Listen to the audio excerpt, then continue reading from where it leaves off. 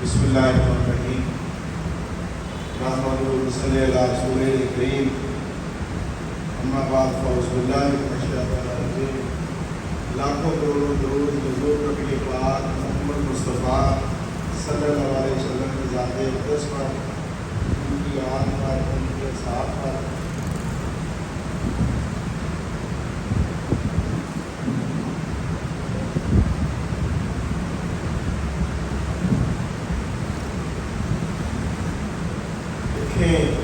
میں آج کی رات کی مناسبت سے چند الفاظ کہنا چاہوں گا کہ جس طرح ڈاکٹر صاحب نے کہا وہ ایک بہت بڑی بات ہے کہ ہم اپنے قریب اور جس طرح خلیل صاحب نے میرے بارے میں بتایا، میرے جو قریب دوست جو ہیں وہ سارے جانتے ہیں، یہ بات ایک یاد رکھیں۔ جس طرح کہا گیا کہ جس نے قطع رحمی کی، جس نے اپنے عزیزوں کے ساتھ بول چال بند کر دی، تو وہ ناقابل معافی ہے۔ اسی طرح سب سے بڑی ذمہ داری ہے کہ آپ اپنے بہن بھائیوں کا خیال کریں، آپ اپنے عزیز و اقارب کا سب سے پہلے خیال کریں۔ یہاں ہماری ہوتا کیا ہے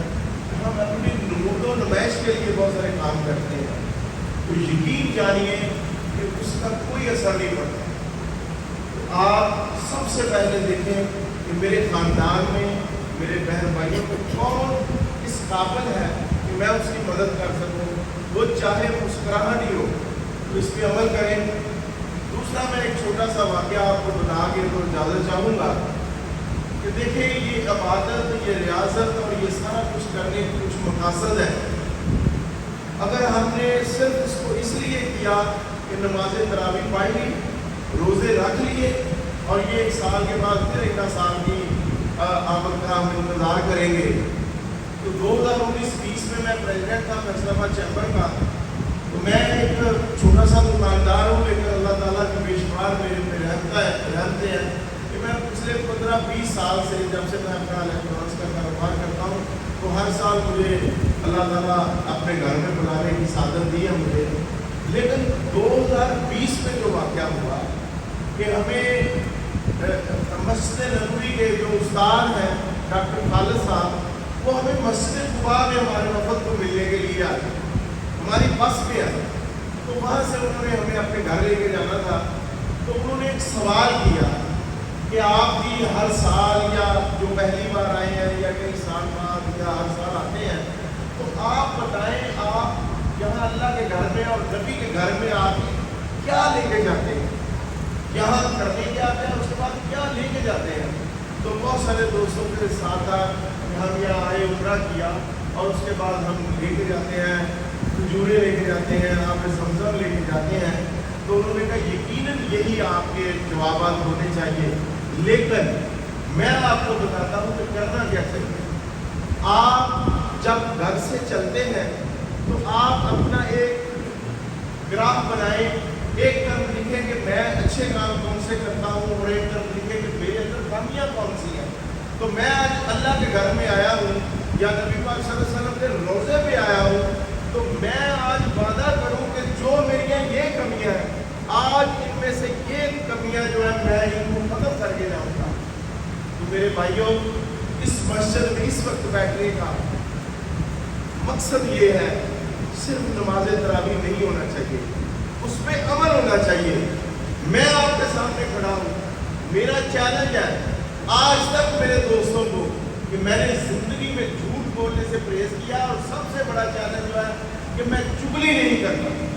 میرا کوئی دوست، میرا کوئی قریبی جاننے والا، میرا رشتہ دار، میری بہن، میرا بھائی یہ نہیں کہہ سکتا کہ سکندر میرے پاس آیا تھا اور اس نے کسی کی چگلی کی تھی، تو اس سے اور وعدے کیے کہ یا اللہ میں اس سے بھی اجتناب کروں گا۔ تو اپنے دل کے اندر ایک فیصلہ کریں۔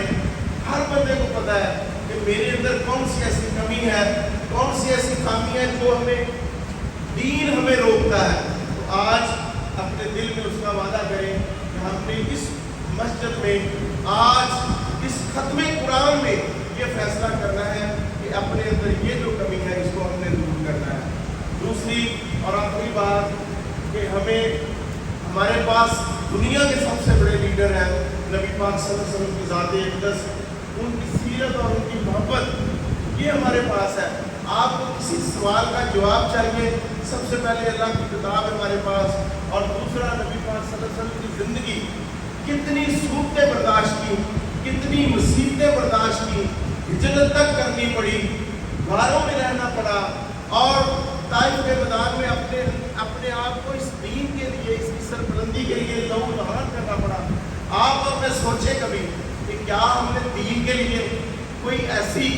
صرف دین کے لیے کوئی ایسا کام کیا ہے کہ جس میں ہم سمجھیں کہ میں نے کوئی قربانی دی ہے، میں نے اس کے لیے کوئی مصیبت اٹھائی ہے؟ تو اللہ تعالیٰ کا کروڑ ارب بہت شکر گزار ہیں ہم کہ ہمارے پاس کوئی ایسی چیز نہیں کہ ہمیں اللہ تعالیٰ نے راحت مسرت دی ہے، سب کچھ کیا ہے۔ تو آخری بات جس طرح ڈاکٹر صاحب نے کہا کہ ایک شکر اور کیا کریں، اللہ تعالیٰ نے ہمیں یہ وطن دیا ہے۔ آپ نے کبھی سوچا ہے کشمیر میں 100% مسلمان ہیں، لیکن یہاں جس طرح آزادی کے ساتھ ہم یہاں بیٹھ کے یہ اپنی عبادات کرتے ہیں، اپنی زندگی گزارتے ہیں۔ ہندوستان میں دیکھیں، کل ہمارے 2 مسلمان بھائیوں کو نجائز پرچہ تھا اور انہیں ہندوؤں نے کل شہید کر دیا، اور دونوں پارلیمنٹیرین تھے۔ تو یہ وہ زندگی ہے جو اللہ تعالیٰ نے اس پاکستان کے صدقے میں دیا۔ اس پاکستان کے لیے ضرور سوچا کریں۔ اللہ تعالیٰ میرا اور آپ کا حامی و ناصر۔